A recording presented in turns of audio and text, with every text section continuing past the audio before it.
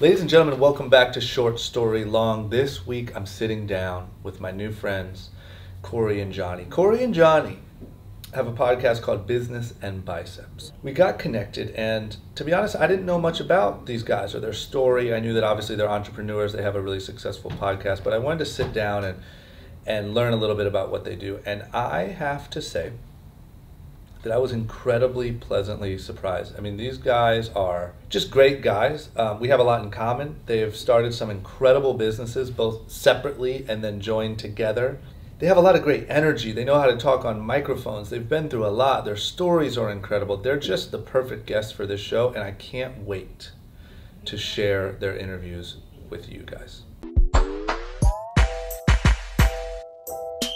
The hardest part is figuring out what you want to master. Focus on your product. Can you tell somebody that they suck? You gotta just go for this is exactly what I want to do for a living. You can't even tell somebody that their breath is life.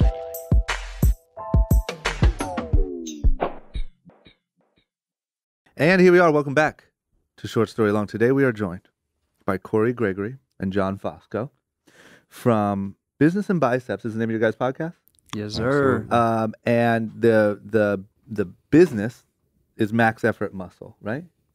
One of the businesses, yes. Yeah, Is that the main? Would you call it the main one, or how do you? That's like the one we built while we were building the show. Got it. But we have had multiple businesses bought and sold, but that's like the one that was, I guess, the example as we were telling the stories, ain't it, Johnny? Yeah, what I would say is me and Cory have probably, we've been entrepreneurs for at least 10 years.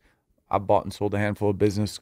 Cory has done the same. So this is the current one that we're pushing, but yeah. Got it. Absolutely. Got it. Okay. So the reason why I'm really excited about this one and why that part, listeners, was a little tricky is because you guys are, number one, two separate human beings who grew up and sort of had different lives, right? And then came together, had a lot of success separately, right? Yep. And then came together. I want to get into that. I want to get into like your stories and how you kind of had your own success separately. And then coming together, doing this podcast, doing this business now together and being really successful with that. So that's going to be my goal, is to try to wrap my head around that journey, tell that story, and then talk about like the general, what's going on now. Obviously, being that you guys, I love when other people are doing podcasts and also businesses because we have a lot to talk about because we have a lot of the same struggles every day. And I think a lot of the listeners of this show in particular, and your guys too, those are the things that they want to hear, So there's a lot for us to talk about. And lastly, you guys are also podcasters once again, so you know how to talk. And that is my favorite type of guest. We were just talking about it. We wing it just like you do, drama. I know, man. I'll tell you what, that is so true. But me doing an interview with somebody else now, as opposed to a year ago, would be a night and day difference. Because when I started this a year ago, it was terrible. Yeah, for us too. Yeah. Like we didn't know how to hand off the ball to each other, right? So we'd be talking over each other, we'd be breaking, but you're absolutely right. It makes for a better listener experience. Yeah. And it's funny, the little things that you don't notice. Like I would say, yeah, I probably still will, but I would say, yeah, over top of everyone's statement. Like you'd say one sentence and I'd say, yeah, 3 times.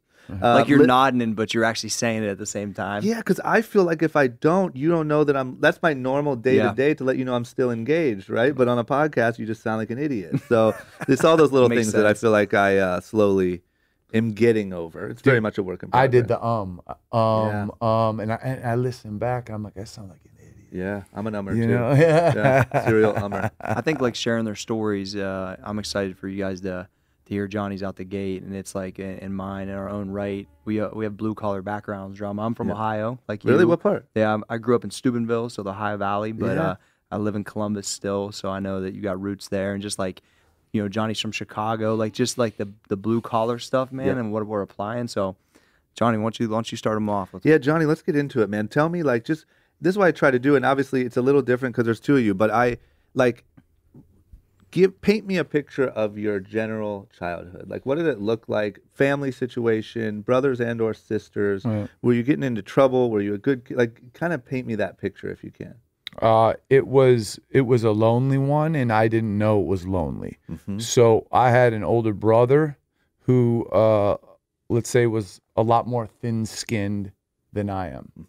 So I think my mother, who's a great woman, naturally gave him a lot more attention. So when that happened, I wasn't getting any attention. So naturally, and this is in retrospect, Yeah. looking back on it, I had to figure a lot of shit out as a kid, and there was no adult saying, this is how you do it, this isn't how you do it, because my father was an incredibly abusive individual. He used to beat the shit out of my mom, myself, my brother. He motivates me daily to take my last name to the next level. Yep. Because he was a destroyer. So I had to be independent. I had to find my own answers, and I did. My mom always talks about, she used to take me, before GameStop was GameStop, it was called Funco Land, and I would take my video games there, and the managers that were like 30 was like, oh, fuck, this 9-year-old's gonna come in again and get us, dude. I'm like trading video games. Like, Yeah, exactly. So yeah, that was my childhood, and you know, when you're a kid, you think that's normal, like what you witness. So I think I became comfortable being uncomfortable, and I didn't know it, and I think that's what's really helped me in my entrepreneurial journey. Yeah. And you said Chicago, right? Yeah. How much older was your brother? My brother is 3 years older than I. Got it. Did you, I guess I shouldn't have said was, but did you grow up with like feeling this need to protect him, protect people, or like, you know what I mean? Because you said he was a lot more thin-skinned than you. Like, did you feel like you had a protector thing, or like, how did that affect you in that environment? That's a really insightful question, No, it because is. the dynamic between us, and we're still struggling with it to this day, is that I think it's really hard for an older brother to feel like the younger brother was more of the alpha and more of the protector. And ultimately, I did feel like I had to protect, and because of what I saw with my father and my mother. So I got into so much trouble as a high school student and you know, 19, 20, because when you watch someone abuse your mother for so long, all you could think about is like, man, I'm gonna get you, and that anger and that frustration was placed on other people unfairly, and I was a freaking tornado. And it's ironic, you know, I think luckily that I took my love for fighting and maybe aggression at that point, and I turned it into a large management and marketing company, maybe the largest in the history of the UFC. But I look at every negative incident in my childhood or in my life as a blessing, because those are the times you learn the most. Straight up, man, the hardest times are when you learn the most. So that's kind of how it came together. Did you have a period in your life where you came to a realization of like the anger and the frustration that was built up from those years, and how to turn that into? Because here's one thing that I think, right? In my own life, I haven't had an experience like that, but I think that one thing I learned in the last couple years is a lot of the work. I was really driven. I've always been really driven, really ambitious, but a lot of the drive and ambition that I had was out of a negative place. Actually, it was I'll prove to you, I'll crush everyone, I'll be better than everyone, right?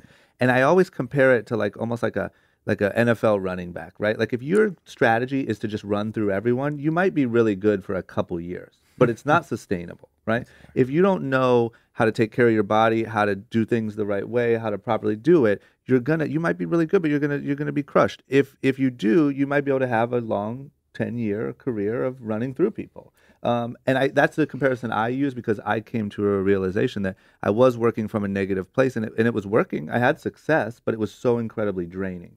And so my question is, did you have a moment like that where you felt like this awakening, or? You're on it once again. So I got a job with one of the largest like fitness chains in the Midwest, and I became the youngest general manager in history, the youngest regional, and I was killing it, and I was making money, and I had this big ego, and I was an asshole, and I wasn't good to people, and all of a sudden everything became okay because I was making money. So what happened?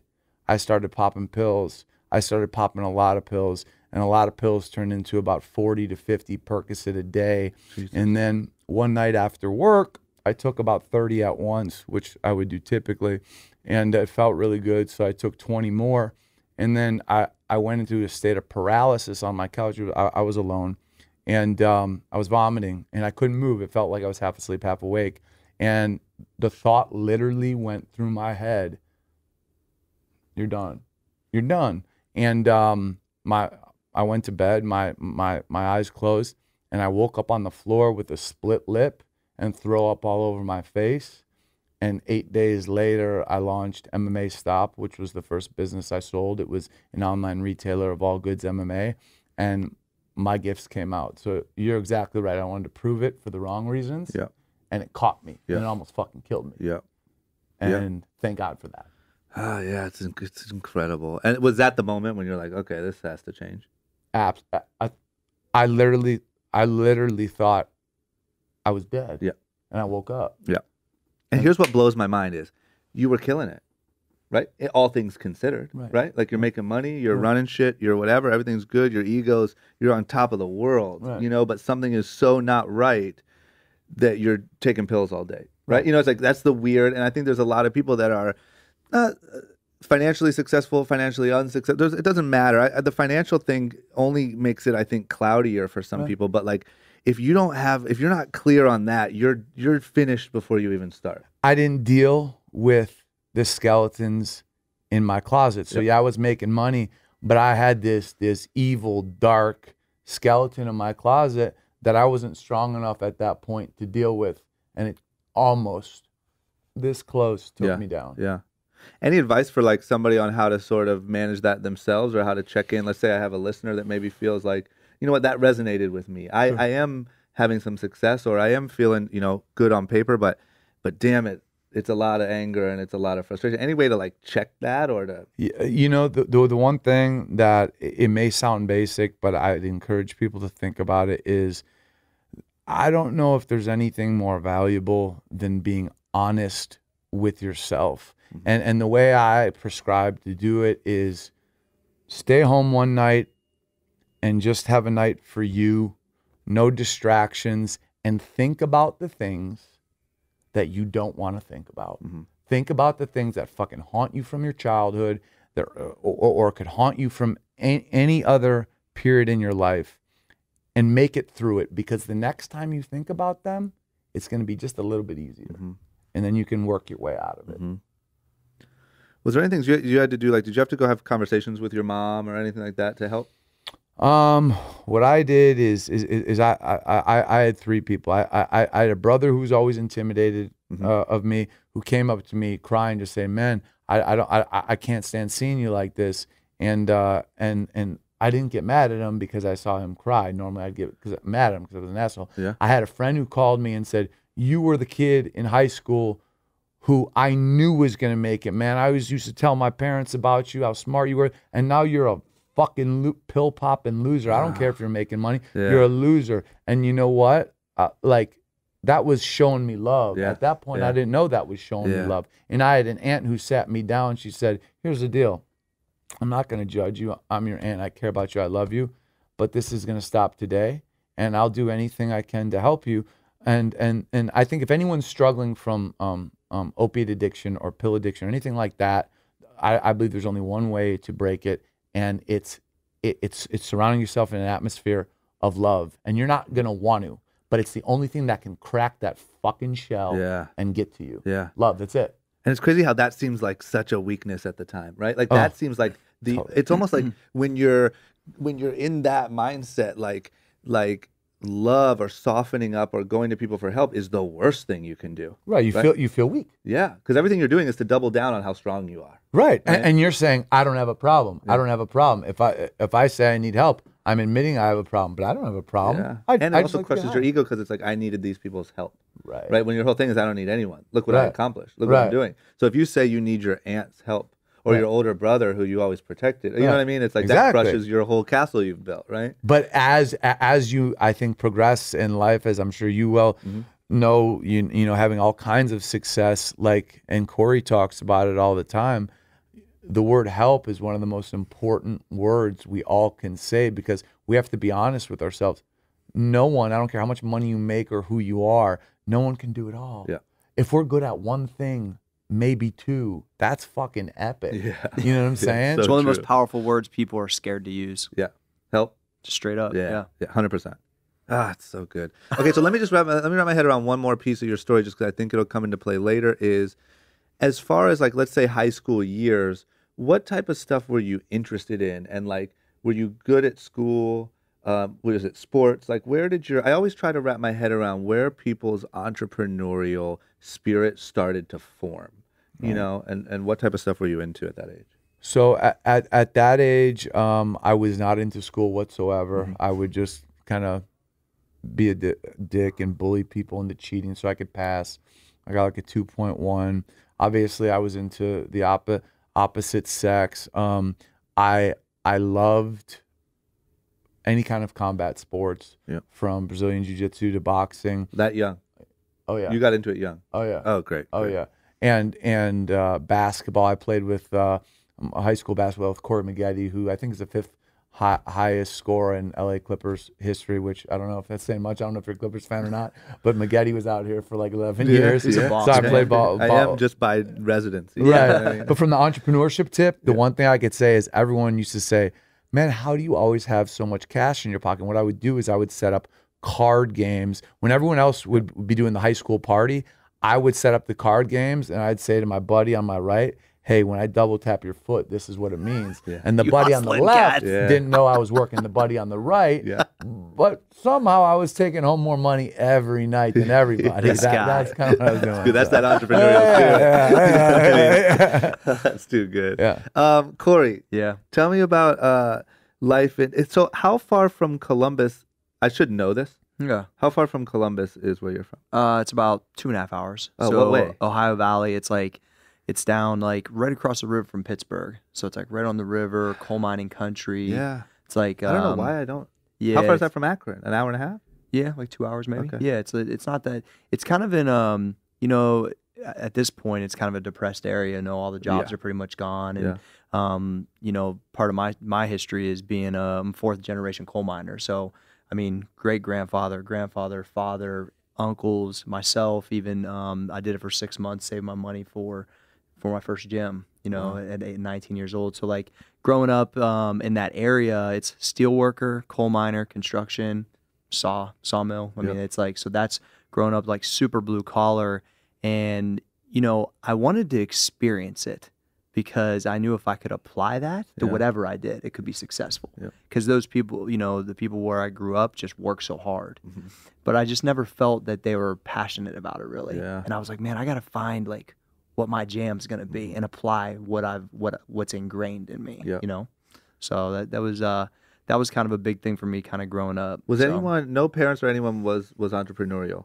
No, so I told this to Johnny the other day, we were talking about it. My dad and my mom both tried a couple times and it never good. Because when dad was in the coal mine, they were off and on, you know, on strike and different things in nature. And then my grandfather did have a construction business for a while, but no one was like talking about that kind of stuff really. And you know, I'm not only a fourth generation coal miner, but also a fourth generation lifter. So weightlifting and powerlifting, it's always been in my family, but nobody did it for a job. And so I was always thinking like, how can I lift weights and get paid? And that's really an obscure thought from where I'm from. And you know, when I was underground coal mining, saved my money to move to Columbus, and I shared that with the coal miners. They're like, so you want to be like Richard Simmons? And I'm like, well, my vision's like a little different than that. Like I want to be like a little bit more of a badass than that. But you feel me? Like that's what they were saying. So it was so, I just got a chance to speak at my high school commencement. It was 20 years. And I got to stand up and say, like, it was full circle for me. I was like Johnny, like 2.1, 2.2, like, you know, I went to college, like community college 1 year. And it was like, I'm telling all these people, I'm going to be on the cover of magazines. I'm going to own my own gym. I'm going to do all these things. And they're just like, dude, you're like $160. You got no abs. No one does this. Like, where's that shit going to happen at? And so they thought I was crazy, drama, straight up. I know it, man. I know it. So that's what's funny. I think in those areas, you know, because where I'm from isn't too different. It's like I don't know. I think most of the people obviously just kind of go with the flow and do what everyone else did, for sure. You know. But I also think, okay, so here's what I think. As I kind of audit my own life a little bit too, and where I got a lot of my instincts and a lot of those things, it's like I think some parts of me that are weaknesses that, you know, I didn't have that business brain in me from the beginning. Sure. Meaning I also didn't even have crazy like discipline, right? Like I've woke up late my whole life. I just started waking up at 7 a.m. and it's like literally the hardest thing I've ever done. And it's like, that's ridiculous to have lived out here for 12 years. I'll share some of that stuff with you in a second. Yeah, please. I'll take any tips or anything you got. But like to have a business that's relatively successful for 9 years, like whatever, and I'm waking up at 9:30 every day. Like it's just, which is 12 on the East Coast, by the way. Exactly. And it's like it's just these like discipline, these things that weren't ingrained in me, right? Yeah. From not having like heavy like business type parents. At the same time, it's seeing everyone going with the flow and knowing that that's not what I wanted so desperately that I think gave me all of my drive, right? Yeah. So it's like nothing's good or bad. It's just being clear on where these different perspectives came from. But I think growing up in that type of area, when you look around and you say, man, this is not my life. Like I can't do this. I need anything with some passion and where I'm my own boss. Absolutely. It'll give you a drive like nothing else. It was that and the check-to-check stuff, man. I was just fed up with it. Like, I come home from school one day. I lived in a trailer. It cost like $150 a month rent.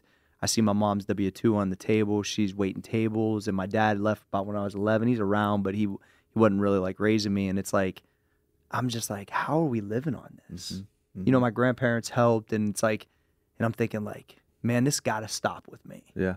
And so I think that I made like a really harsh decision that I didn't know what the platform or driver was going to be. Like I only like to lift weights. I literally only like every other study hall I was in the gym and I'm writing workouts and I was like, you know, reading everything Arnold, you know, the internet really wasn't around yet. It's like 97, you know? So I just knew I was like, whatever I do, I'll make that a month, what she makes in a year. And I don't know why that even popped in my head at that time because I didn't know anybody that made 8 or 10 grand a month or 12 grand a month or whatever it was that she made. And she's making that in a year, dude. I mean, we're barely making, you know, rolling by. And I'm like, somebody has to kind of like put this grill on their back for the family and change it all. Yeah.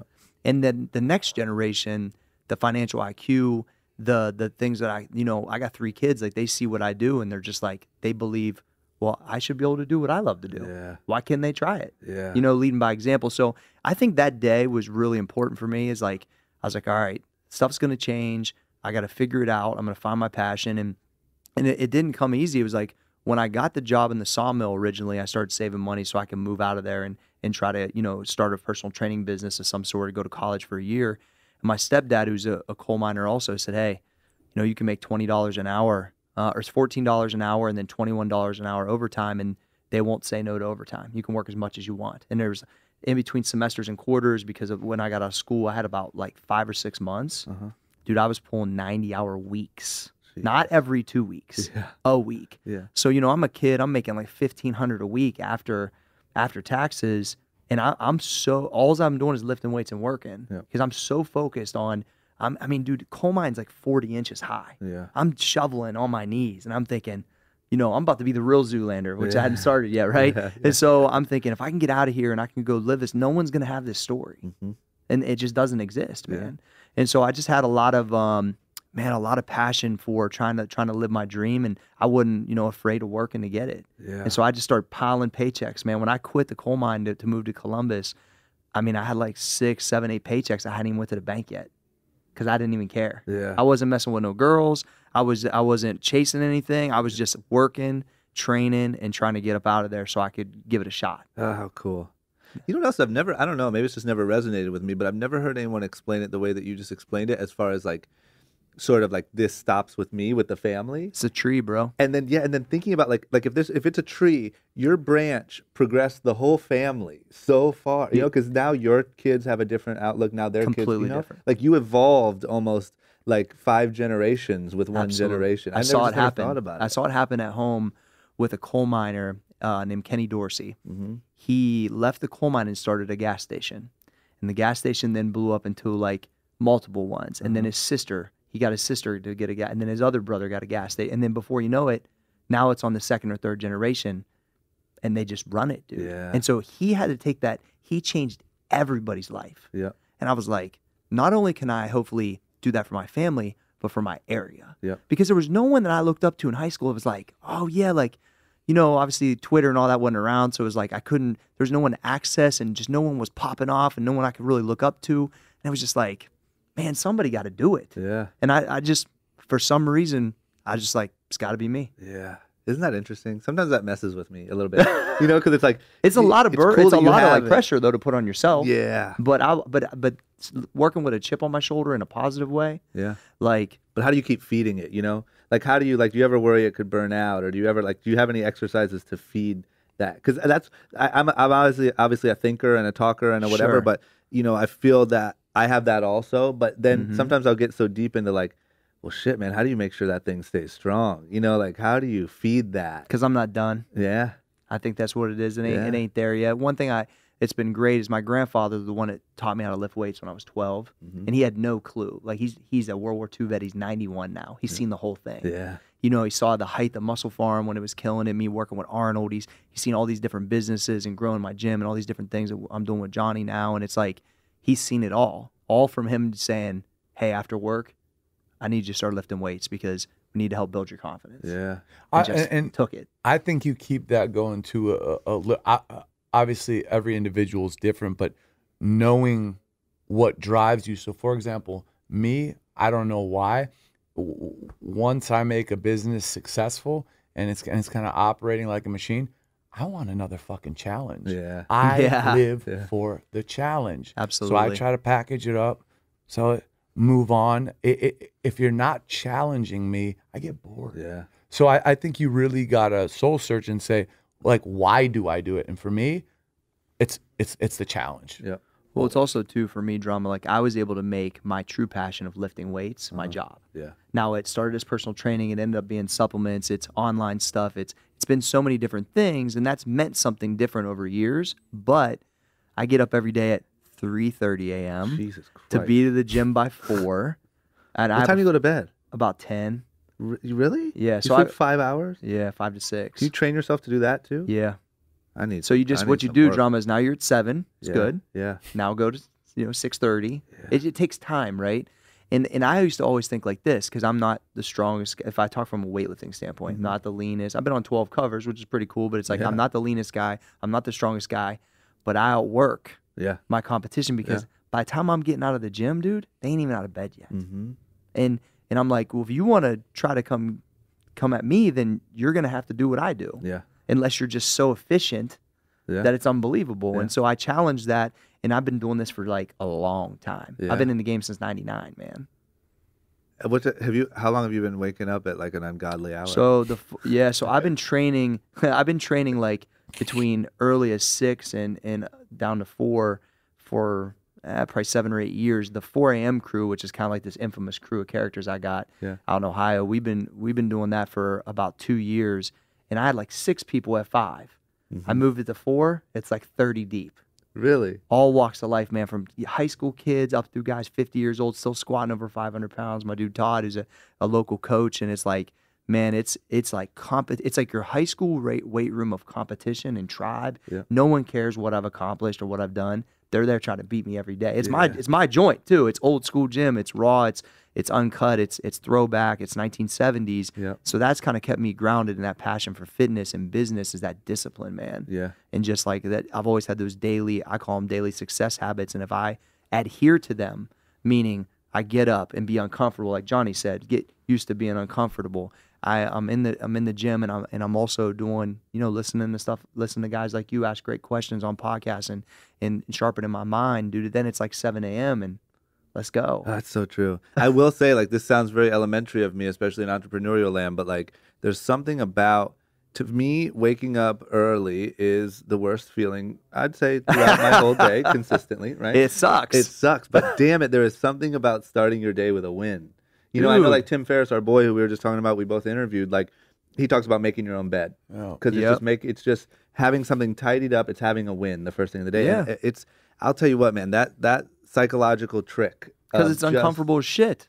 It's uncomfortable as shit. And you want to know what? There's no worse feeling than waking up a little late, being behind, thinking you're a piece of shit, checking your phone, you have 20 emails, blah, blah, blah. You started your whole day as the loser. I'm never behind. Yeah, you never are, man. No. You're waking up I when am I'm might going be to tired sleep. at 10 though. I'm not going to go to the club with you though. I'll tell you that. Like that's not going to happen. That's true. So there's a give and take. What do you do on like a night, like if you have to go to a thing? You yeah, sacrifice the try to 4 power a.m.? through it, and then either one of two things.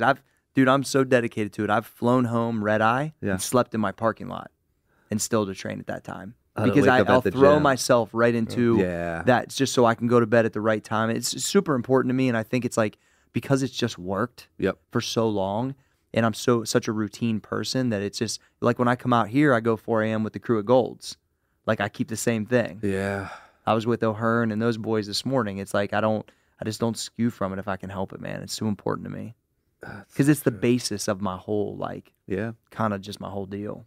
Yeah, you're very clear on that, and it's very true. I mean, I have no argument. It's not easy, you though. know. Like I wish I could be like, well, and there's other people that work You're at right. night, though. I'll tell you this: there's a lot of people that they can do that at night. Yeah, I'm not one of those people, but after my phone starts ringing at 7, it's hard to. On the other side, John can do that. That like, I wake up about 6:37, but like, my best ideas, which is kind of what I rely on, they're always when I'm not in the office, not quote unquote working, and my brain is free. So at night, my brain's free. I'm chilling out. Oh shit. Like that's when the good shit comes to me. So I turn it off a little bit later. I don't wake up as early, but again, like entrepreneurship, all this is all individuality. There's creatives, there's non-creative. You just have to develop a better understanding of where your good shit comes from. Yeah. But I will say 9:30, 10 a.m. is unacceptable. yeah. It worked for a while, drama. You call yourself an entrepreneur. I mean, this brand called Young and Reckless seems like it's doing okay. Started real late in the day every day. Okay, so this is what I want to try to do. Like, Johnny, take me through from where we left off. You going and starting it was a management company first, right? No, it was an online retailer that I started in my bedroom. Got it. Yeah. So take me from there, if you can, like almost up until you guys started working together. Sure. That's what I want to try to do is go back to your story up until you guys started working together, Cory, then get yours, and then we'll be able to join forces on the rest. Absolutely. Love it. So I could never find MMA equipment, shorts, all things MMA in one place at this time. This was about late 05. Got it. So MMA stopped. The domain name was available. Formed the company. Reached out to about 30 retail partners. That's when Tap Out was hot, before Affliction was hot, and started that. I used my closet as my storage room, and then eventually it grew out of there, and I got a retail front. So we were killing it on the retail front, and we were doing very well online. And then I had the pleasure of being able to sponsor UFC fighters. And what was that like? Was that just a matter of making enough money that you could finally spend some money, or to market? Yep. Yeah. Yep. And obviously, your target demo is who's watching UFC fights if you're selling MMA related stuff. And the first guy I sponsored was Clay Guida, and Clay Guida and me hit it off immediately. After a second fight in the UFC, I managed. I've been with him his whole career. We're going on 13 years. He's the second longest tenured guy in the history of the UFC. I've been with him since then, and I started dabbling in management. I managed Alan Belcher. I managed Dominic Cruz for a while. I managed the Diaz brothers for a while, and like Travis Brown. We're working with Ronda Rousey. So I started managing people, and then I said, this MMA Stop thing is still working. So I'm like, let's create MMA Stop Fitness, right? Because all of a sudden, every karate gym started advertising that they had MMA. And now I'm like, I got a UFC fighter. I'm like, hey, Clay, you want to open a MMA/fitness gym so we can get the housewives and the kids? So we opened that up. That was successful. Sold the whole MMA Stop thing because the money was in management and my passion was in management. Once I got there, I realized, man, there's 10 other guys that are chasing the same dollar that I am, meaning trying to find the next John Jones. I'm like, the real money and what I'm really interested in now, because like I told you, I'm all about the challenge, is there's all this corporate money flowing in. The only reason it's flowing in is because the ratings are so high. But once they commit, let's say an ad spend at $250, $500, $1 million, they don't know how to navigate. What's Tyron Woodley worth? You know, what's Alexander Gustafsson worth? How much is it to be in the middle of the octagon? How much are those posts? So what I would say is my agency can take your budget, we can navigate it, and here are the deliverables. So I brought in the first auto insurance company into the UFC, Safe Auto Insurance. They're from Ohio. And the CEO's son, a year later, said, I want to buy a minority of your company. So he bought a minority of my company, which later became VFD Marketing. And we built the juggernaut. Then me and Cory met because Muscle Pharm had entered the UFC space. And I kept calling Cory. And I calling. I'd be like, he's Cory, relentless, drama. I'd be like, Cory, you're spending $1 million a year, man, or more. And how much time are you spending? I was chasing fighters down. Dude. Yeah, Like, I go, first off, you're overpaying them. Second off, dude, your time's so much more valuable, Cory. You're the fitness guy. Why don't you go focus on growing this supernova brand? And he was like, no, man. So every Wednesday at noon, I would call him. And you have like a reminder set? Oh, hell yeah. Hell yeah. And I would joke with him. And I'd always blow make me up it, like an ex-girlfriend. Yeah, Bro. Totally. Man. You got to have that persistence. But I made it fun. Like, I'm going to call you. And he's like, yeah, I know you're going to call me. And Happy Wednesday, Johnny. And then finally, like a year later, he's like, hey, man, just come out. Just come out here. Brad, who was his partner at the time, is here. And we presented them with a 3-year agreement. And him and his partner were like, you've been so fucking loyal. And they ripped up the agreement. They're like, we're going to give you a 20-year agreement. Just lifetime partnership. Muscle Pharm was the biggest sponsor in the UFC space. My company took it on. We were able to get like Activision, right, who works with Call of Duty and Take-Two Interactive. Like everybody came to us after that. So once that stopped being a challenge, I sold that. And that literally was within the week that Cory departed from Muscle Pharm. So we worked together so well for 6 years. I just sell that. Cory's just exiting Muscle Pharm. When we start talking, we're like, man, we work so well across the table from with each other. We just created the biggest marketing success in UFC history. Muscle Pharm did $180 million in a year. When they came into the UFC, they were doing $4 million, right? We should probably work together, you know? Yeah, it was awesome. And that's how it started. And while we were getting our first website built, we were like, why don't we start recording our conversations? Well, here's the deal. John's not really on social media a whole bunch. And so I was like, these conversations we're having, we need to record. Yeah, that's and how I I had, felt. and I had done some podcasts before, so I was like, man, let's go. And he was like, yeah, cool. Let's okay. I'm not a social media guy. Yeah. I don't like social media. And he's got, as you heard in his story, so like polarizing, and it moves people, man, moves the needle. I'm like, dude, you got to share this stuff. Yeah. Bro. How long ago did you guys start the podcast? It's like 2 years, right, Johnny? A little less. Yeah.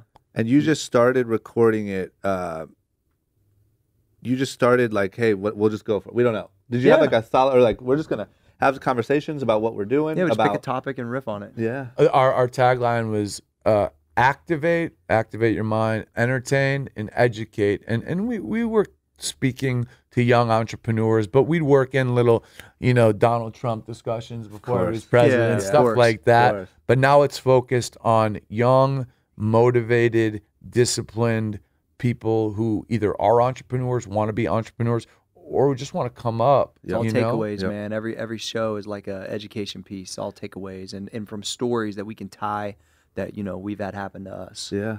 And why do you think, like, what do you think gave you the instinct to do that? Because here's the interesting thing. Now, and I feel like I was even late to the game, and it's been a year and like 3 months or something that we've been doing this podcast. But like now it's almost, I feel like a necessity, right? For any business, anyone that has a message to have a podcast. It's so easy to do. You can do whatever you want. You can say whatever you want, but like it's such a no-brainer. And I think the podcast space is just exploding, and you can't go anywhere without hearing the word podcast now. Right. But like, what do you think drew you to it that long ago to have that instinct to know it was something to start building? It just seemed like something fun. Our experiences combined because we came from the school of no school. Yeah. Right. Yeah. So we had to fail so many times, get kicked in our face, lose money, and it's like, oh shit, we learned how to fail and get back up. That's where the value's at. Yep. Right? In being a businessman or entrepreneur, learning to get your teeth kicked in with a price tag connected to it and get back up and say, let's go. Yeah. Like that's where it is, and that's what we Well, share. I knew from Johnny's personality from all those years that there's our deliveries are quite a bit different. Yeah. So on I certain love that topics, though. You guys are a good team. Yeah, so like the oil and water at times, or John's like the heavy negotiator. I'm the nice guy on the other. Like so it ended up working real well. And honestly, I did two different podcasts previously, and I'd been on a bunch of podcasts, and I also have consumed tons of material. Yep. I was like, John, you need to be heard. I want to continue to have a voice.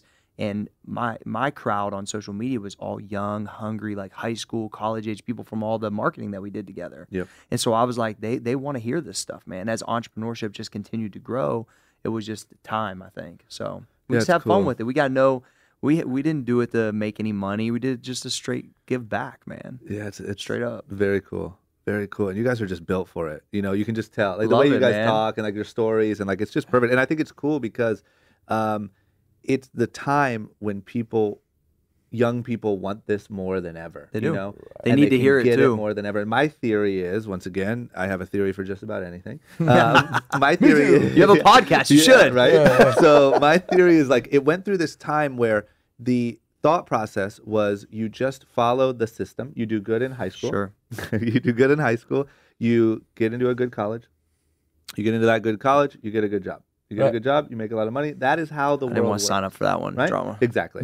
So here's the thing. I think that everyone did sign up for it. Yeah. And I think that a lot of people were really upset to find out that doesn't work. They got fucked by it. They got fucked by it. And then I think what happened is the internet came out and let them see that they were getting fucked. Absolutely. And let them see that there's a lot of people like us who didn't have student debt and didn't go through those things, who figured it out ourselves. And now they have access to us. I'm not saying that we're special or we're above them. I'm saying you have access now to hear us talk about how we did it. Absolutely. You never had that. Like if growing up in Akron, Ohio, or in Chicago, or They whatever, weren't putting us on the radio, bro. yeah, and you couldn't hear No. you couldn't hear our story, right? Like you just had to assume that the guy who owns the thing probably went through this system because that's how the system works. And I think that so what's happening right now is everyone's seeing that their parents are a lot of people's parents are upset and not happy with the way things turned out. And I think these young people are able to see, well, wait a minute, here's kind of the truth. Like, here's the real way. And I can follow you guys on a podcast, or I can follow you can hand select. You can take a little bit of Gary Vee. You can take you guys. You can take a little bit of everything and see like, oh, this is how you actually do this. Even though there's no blueprint and there never will be a blueprint, I just think that's why the hunger is so massive, because all these people are having this awakening of like, no, that's not it. And I'm going to learn via podcast, via Instagram, via YouTube. Absolutely. And that's where here we are at a very good time. That we just happen to be great on microphones. And we just happen to be funny We're still guys. trying to figure our mics out sometimes, but we just make it happen. I think the youngins coming up need to be taught that if you do not chase what you love, it will chase you for as long a period of time as you don't face it and admit to it. Period. So, hey, Mom, what should I do? Hey, Dad, what should I do? You should never fucking go to college and accrue debt if you do not know what the fuck you want to do. You can party with your friends that are still already doing that. Like, you don't gotta go take that too. like on our last episode, I spent 3 days at UF at Florida, and I went to the entrepreneurship department. Me and Cory are going to be like resident speakers there now. And I straight up said to the guy leading the entrepreneurship department, I was like, man, I sat in on 3 of your classes today. I was the only person during break who didn't know what the fuck was going on. I saw empty notepads and everyone saying, do you know what the fuck he's talking about? And you got these teachers who, because we've been taught to go to high school, go to college, and then you'll get a job, they're still in the 1980s mindset. They're not aware that we're in a global economy that's connected through Skype. Right? So all they do is tell stories about the glory days, the glory days. And these kids walk out and they're like, what the fuck is business law? Yeah. And they're paying $40,000 a year. Yeah. And I'm like, where's the practical application? And he's like, honestly, we need some young minds to come in here and just tell it raw. We're going to turn it out, And boy. I was like, motherfucker, we'll do it. Here we are. Yeah. Here we fucking Yeah. are. you asked for it. That's what I love though, is that if you walked out of that class and then you turned on your guys' podcast, you'd be like, what the fuck? This sounds right. Yeah. You know what I mean? Like that's what I think is happening. I think people are turning on all of these different content avenues and saying, this sounds right. Like that whole thing that I just sat through and paid happens. 40 grand for didn't sound right. Nothing's connecting there, you know? Dude. Well, the goal there, right, is I'm going to train you how to get an A on this exam. Mm-hmm. It's not about retaining the information and extracting it from me as the teacher from my brain so you could use it in the real world. It's simply so we could have a Q&A session and you can get an A and get through this class. What about the retention of information? Because, you know, we were talking about this the other day. Observers, a lot of the time, not talkers, but observers who know what they want to observe usually become great entrepreneurs if they want to, because there's no better way to learn than be around someone who does that at a really high level and just sit there, shut the fuck up, and actually be engaged. Yeah. Like, not that I have to be here, right? That I like want to be here, and I'd rather be nowhere else. Yeah. Yeah. You know? Yep. And I think it trains you to be a really good employee at best, right? Because it trains you to sort of memorize and execute. It doesn't train any resourcefulness or any creativity or any, you know what I'm saying? And I think even just hearing, that is why, and sorry for my listeners, I repeat this a lot, the biggest motivation for starting this podcast was just letting people hear the real stories. That's it. Like, just hear it over and over and over. Hear it from maybe some careers that you might relate to. Hear it from ones that you wouldn't normally relate to and see how similar they all actually are. But my biggest gift was moving out here and simply seeing people succeeding and saying, oh, shit, I can do this. Yeah. This isn't what I was doing in Ohio. Like, this isn't what they teach at Akron U. You know what I mean? Like, I can do this and then doing it. And I think that as many times as I can just show, here's the reality of how you do this. Here's the reality of how you do that. Here's this interesting person. Here's that interesting person. You're giving all that value that schooling doesn't. Right. You know what I mean? Right. Just by hearing it. But that's why we're so passionate about doing it every week, multiple times. Same, and I can feel it, man. You guys are fucking good. Thanks, man. Let me ask you this, Cory, real quick, not to take the energy like to a different place, but like, can you just quickly run me through your journey of moving to start your gym and how that kind of led until you and Johnny linked up? Yeah, for sure. Like, you know, kind of flip it back, like out of high school, I was, you know, a couple people said, hey, you know, there's this personal training thing. They knew I was kind of struggling with what I really wanted to do. Mm-hmm. And so I kind of searched out that a bunch of my friends were going to Ohio State, which is a hot spot to go in Ohio. And I found out there was a 1-year exercise specialist program. So it was 1 year of school. It was community college. So there's not a much, you know, I could pay for it myself. It's like, you know, $6,000 for the year. And I was like, all right, I can get down with that. It'll give me a chance to figure out what I want to do. So I moved to Columbus. I had $20,000 I saved up from the coal mine, which was awesome. You know, it always was kind of this way, like my parents was always there to support me, but could never really financially support me. Mm-hmm. So I get to college, and everybody's parents could co-sign, and that kind of carried them through, and they didn't have, I had to pay for my rent for the whole year. Yeah. Like, because no one, I didn't have that, right? Yeah. Not because their credits was messed up, and it was whatever. So I was always kind of like, in my friend group, the leader ahead, just by default I had to be. And so I'm in there, I'm on campus, I'm living the life, and I'm going to school. And about halfway through school, I got an internship with a guy that was doing personal training at a high level. He actually was Jason Taylor's roommate, the guy that just went in from Akron U, right? Yeah. He actually played at Akron. His name was Reggie Young. And so Reggie was a DB, sold fitness really well. And I realized, like, okay, this dude, I was doing the numbers in my head. I'm like, he's probably making about 6 figures. He's having fun. And I was like, all right, I learned it just by observing and not talking very much, like Johnny said. Well, what I did notice is he had some people that annoyed him. And so I was like, man, if you ain't really trying to train them, why don't you throw them my way? Yeah. And so what also I noticed about Reggie, he's a great guy, but he was really inconsistent. And that's what I pride myself on, is being consistent. Mm-hmm. So if Reggie would miss appointments or do this or that, then I'm the consistent one. Yeah. So over time, 6, 7, 8 months ago, I'm starting to build a decent clientele. Well, I met my wife, which was my girlfriend at the time on spring break, which, by the way, no one's trying to meet their wife on spring break. Where did you go to spring break from Ohio? Panama City back then. Okay, I knew it was one of the three, right? Yeah, right. Yeah. So I met Rachel, the love of my life. We got 3 children together, and I basically didn't go to school for like a month. Like I was drinking Mickey's 40s and acting a fool, bro. Yeah. And so you're saying when you first met, yeah, like when you're like falling in love. Yeah, 100%. That just yeah. fairy tale month of like nothing matters. Absolutely. Yeah. I mean, it was funny. So it's funny because my teacher, it was a piloted program. There's only like 8 people in the class. So he calls me, and John met him. His name's Don. He called me. He's like, hey man, he's like, I know you're working with Reggie, and I know you know what you're doing. Like, do you want to come back to school? And I paid for it, so like my mom could be like, hey, go to school or whatever. Yeah. And I was like, well, if you'll let me come back, I'd like to finish. So I go back in, I finish, and I don't even go to the ceremony. I just tell them to send it in the mail to me, because at that time, I had about 15 clients.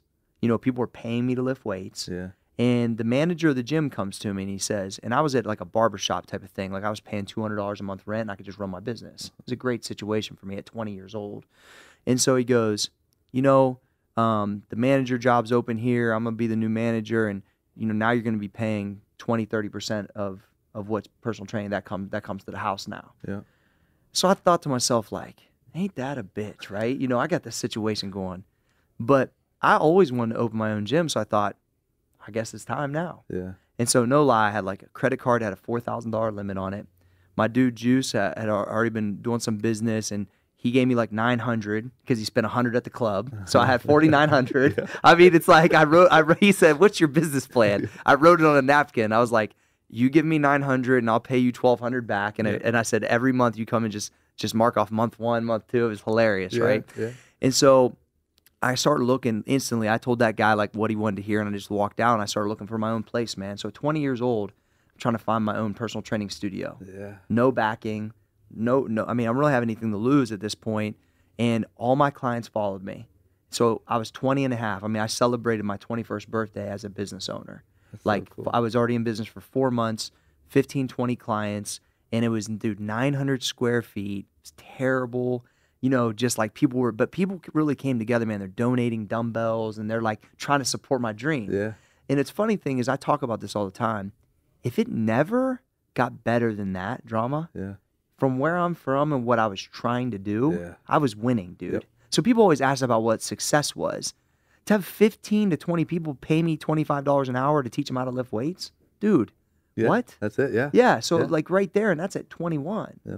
And so fast forward, I built that business for about 10 years. Multiple trainers, competed in powerlifting, competed in bodybuilding, all drug-free. I've been drug-free my whole life, so I don't take steroids or any of that stuff, always supplements and diet. And I really got kind of a master of what I did in my area. Yep. No internet at that point, so I'm just building a local business, which a lot of people miss right nowadays. Yeah. And I just honing my skill. And basically over time, I just got to really liking supplements. And I thought, hey, Bill Phillips was killing it with EAS. Yeah. He was a G back in the day. Why can't I try to do that? Why can't I have my own protein? Because at this point, I'm believing anything can happen. Yeah, and I had some pitfalls over time. Magic touch. Yeah, I'm just feeling like, well, why not? Yep. So it took me about 4 or 5 years to get into it. And I met my ex-partner, and we started a brand called Muscle Pharm, and it kind of hit the whole thing running, man. Like, we scaled it over 7-8 years. We sold about $500 million in product. So crazy. And we're huge with the UFC, is where I met John. And what's interesting about that business, retail business, 60,000 doors, sold in 100 countries, but it grew almost too fast. For our skill set, I think. I mean, just to be honest, you need to have the right people. You don't really know what you're getting into, and stuff jumps from 1 million to 4 million to 20 million to 70 million. It's crazy, right? What I was really good at is what I could control. Was customer service, social media platforms. I built them from square one.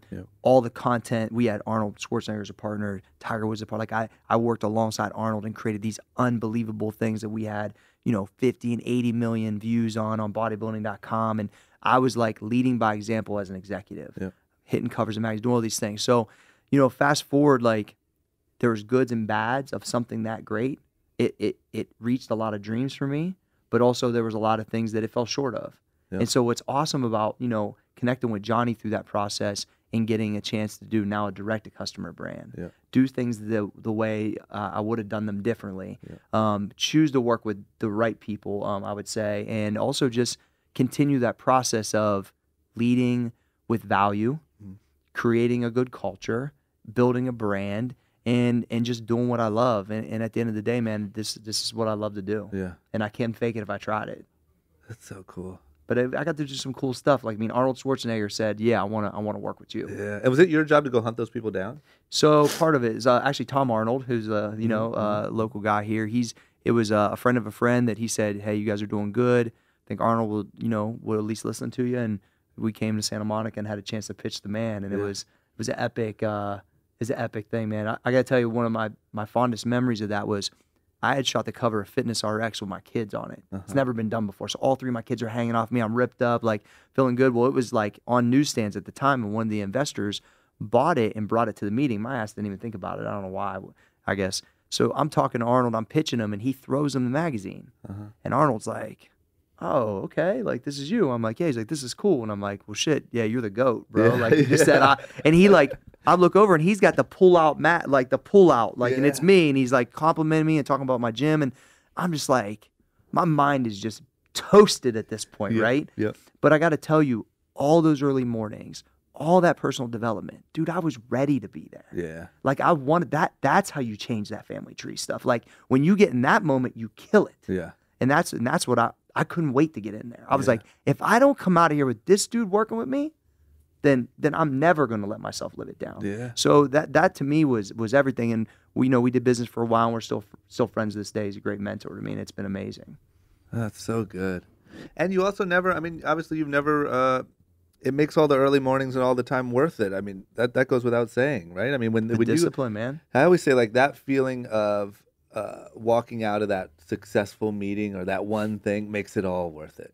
Dude, the Terminator knows me, Yeah. I mean, so it was like one of those things where, to be able to have confidence in myself at that point, that when I got a chance to do it again, and with partner up with John, and we're building multiple businesses right now, like we can take our time. Yeah. We're very well thought out. We're not in a rush 'cause we're not starving. We're blessed now with the first some success, and now challenging ourselves on a daily basis to have more success. Yeah. And create brands that are, I mean, it's easy to fall into the same thing, but things change, man. I did a decade of personal training and basically a decade of MP, and now things are different. It's direct to customer. Yeah. It's the internet. It's podcasts. You got to adapt, man. It's true.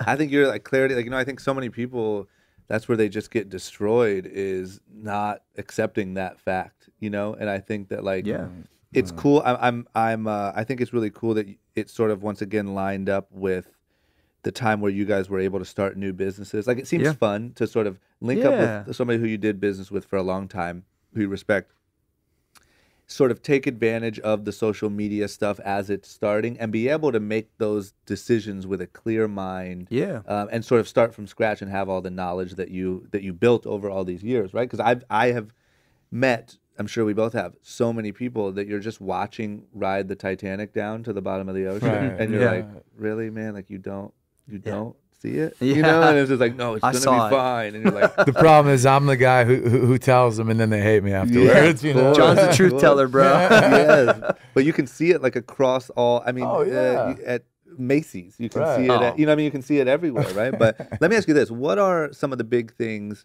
A couple of the big things that you guys are doing very differently now that you've built and exited businesses successfully, and now let's say you start this new business. What are some of the main, do you have any main things that you're just doing differently? It's all different, man. I think it's having the confidence to look every opportunity in the eye and not let the vertical it's in push you away, right? Like, I'm confident enough now to believe that business, to a certain extent, is an equation. Sure, you have to have the right pieces to plug in, but it is an equation. So if there's an opportunity, you were talking about podcasting, right? So mine and Cory's most recent investment, if you want to call it that, is in, generally speaking, is in podcasting at a very high level in a level that will influence every single podcaster in every single company that wants to market in podcasting. So we're trying to identify these hot zones and find differentiators and people who bring differentiators to us to say, okay, we're going to make a change and we're going to go into this business or we're going to go into that business. But I think when you're younger and you're coming up, you know, it's, okay, I'm the UFC guy. Yeah. Or he's a fitness guy. I've always told Cory, man, you're an entrepreneur. You're not just a fucking fitness guy. You're an entrepreneur. Yeah. You know, Don't limit myself to muscles. Right. Yeah. It's just being able to look at shit dead on and say, I can do this, and I got people, and let's do it. You know. Yeah. It's so cool. I think that it's cool to be able to, because I haven't had that opportunity yet. Not that I'm necessarily like feel like I need it. I know that the time will come, but I've obviously spent a long time building this business and learned a lot of ups and downs and a lot of whatever. And I just think the idea of sort of starting from scratch and saying, all right, how do I want to start this from day one? We was on fire, man. What do you say? We was on fire. Yeah. They felt it, because also when you leave something like that you built to that level, you know, you're challenged to redo it in its own way and it have the same pop. Yep. Because, you know, Young and Reckless got pop, right? Yeah. It's got the it factor. Oh, I know. I'd be scared to death to try to recreate that part. You know what I'm You know, saying? yeah. And I was the same way, you know? MP was a juggernaut in our industry. So it was like, how do we have pop in a different way? Yeah. Well, I think you got to embrace vulnerability, right? Yeah. If you're not afraid to be vulnerable, like straight up, when we started this company, Max Effort, we had a podcast. So we said to our listeners, hey, we're going to show you where you can find the logo. Before we went to market, hey, we're going to show you when we start pre-sale. Every step of the way, we said, I'd say we're going to fucking fail. Yeah. But we're trying to teach you guys, and maybe we will succeed. And I don't want to, we have great support. It was a unbelievable success, well beyond our craziest revenue dreams. Yeah. Year one, but we put ourselves out there and we were vulnerable because we took our listeners on the journey with us. We said, this is how we design it. Man, we're working on packaging now. It sucks dick. Did you have those conversations? Yes. Yeah, absolutely. That's We cool. built the That's whole cool. podcast that way. That's Yeah. cool. So you said like, oh, we just got our samples in, or Yeah. whatever. These things suck. The whole Absolutely. process. Yeah, that's Yep. cool. And we're about to do it again with them on a new company. They're kind of So- on the ride with us, man. Yeah. And like, So and then when also- you launched it, you felt like you just had built in, they had Yeah. been through the journey. they with were you. interested. And did you Yeah. see the positive impact of that? Meaning, like, did you have a huge launch, a bigger reception from the beginning? Absolutely. pre-sale I was think because they enormous. feel, you know, part of it, Yeah. even in a different way, which Yeah. is what's so awesome about the way the media is nowadays. And yeah, it was a huge difference. Our stuff isn't about some big jack guy. It's about being part of something. Yeah. You know Well, what and I'm we saying? challenge ourselves too, Drama, on the marketing. Like, you see what Barstool's doing. Yeah. You see what just is out in the marketplace. And I'm like, you know what? When we start telling people about stuff, let's do it in our own way. Let's have fun with it. Let's just, you know, be creative and just do it way different than it had before. Yep. And like, even if you look at that label, like we had some real dope artists that are like some legends work with us, that work with like Metallica and some major bands. Yeah, we like, went to gig art Yeah. artists to work with our guys when we're looking at the whole supplement space, and it's like everyone's a ripoff of like, let's put a guy in a lab coat and say like our shit has magic pixie dust in it, right? Yeah. Fuck that bullshit. Yeah. We're gonna build a community of people. We're gonna put out good supplements, right? Because we're not going to retail, so we don't have to spend that money on the margin. So why not spend it on the customer? Because when you order 3 products, you get a free T-shirt. Yeah. And as you know, everyone loves free shit. It don't matter who you are, they love. Yeah, I was free gonna ask for a shit. T-shirt, Drama. So Absolutely. I mean, that's the least I can do. There was a kid we had in here the other day that was like an influencer kid, and he said, you know, we put all of our, I mean, these young kids are smart, and they said, we put all of our merch up on our site as free. And Yeah. then we just charge $15 for shipping. You know, and he's like, but to He's probably people, killing it, yeah. they're killing it because it just looks like, go to our merch site, everything is free. And you That's- just pick out what that's you actually want. pretty smart. And every item is $15 for shipping. And it's like, whatever, a T-shirt, $15. That's a great margin still, Absolutely. right? So, And it's marketing. yes. And it's marketing. And you get to say, my whole website is free. That's cool. Well, we wanted to challenge ourselves too, Drama, real quick to explain Yeah. like everybody gets everything in a box. Yep. Everybody sends everything in a box. So we're like, how can we make like basically some, social media kind of hysteria? Like we had pre-sold like 1,000, sacks or whatever, and they didn't know it was a sack yet. Yeah. And the hashtag "What's in your sack" is, kind of That's fits what you like, use? yeah, Yeah. which is, endless for jokes. Like I get snaps of like, the mail guy carrying it across the street, and dudes are like in their office, like, that dude's got my sack. What's in Like, your I mean, sack? yeah, sack. Or hang my sack on the wall. Like, dude, it's endless, right? Or, be like, So good. kids' moms will be like, a jug, like a kids' whiskey-style moms will jug. be like, just all kinds of, the jokes are endless. So sack it was cool. jokes. Yeah, Yeah. unbelievable. Yeah. So, Ah, it's so so good. going in burlap, and like John's showing you right now, our Max Crispy treats, which are our protein. I don't want to even call them a protein bar because they're not. They're actually a Rice Krispie. But they come in like a bourbon style jug instead of like a box. So like we just think out, everything just way different, man. It's too cool. So okay, so let me just wrap my head around this. Did you guys sort of linked up and said, hey, we both had the success, we're both free now, let's team up and do some shit? Was the first thing the podcast?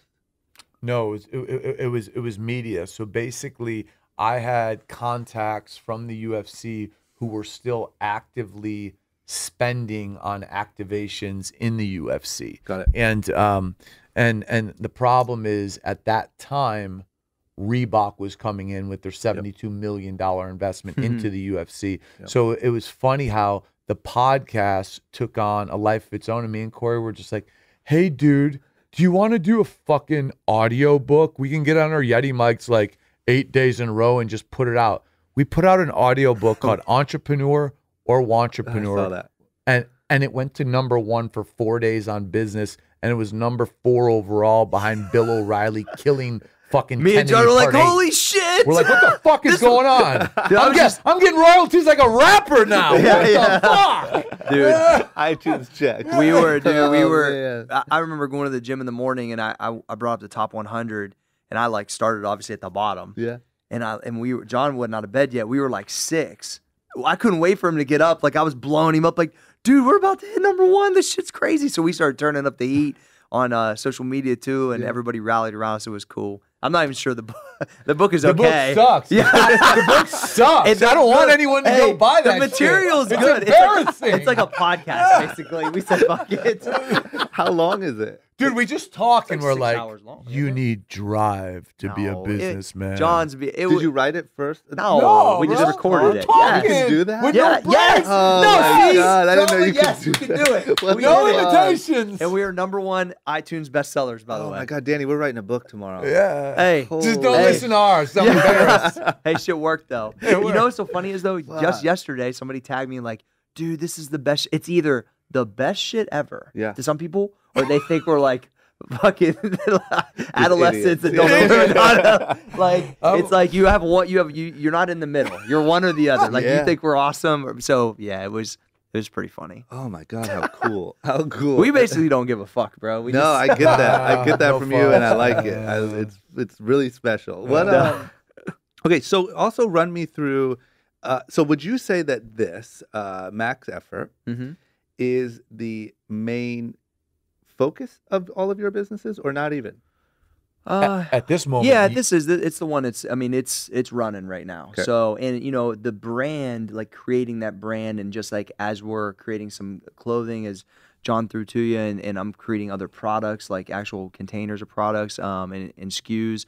Like, yeah, I mean, it's running. Yep. So yeah, we're focused on that probably 90% of the time. Yeah, John, and the other two are the podcast agency, and then Mm-hmm. actually RondaRousey.com, which is going to be a subscription website that's launching February 1st. That you guys are doing. Yeah, Yeah. we own a large portion of it.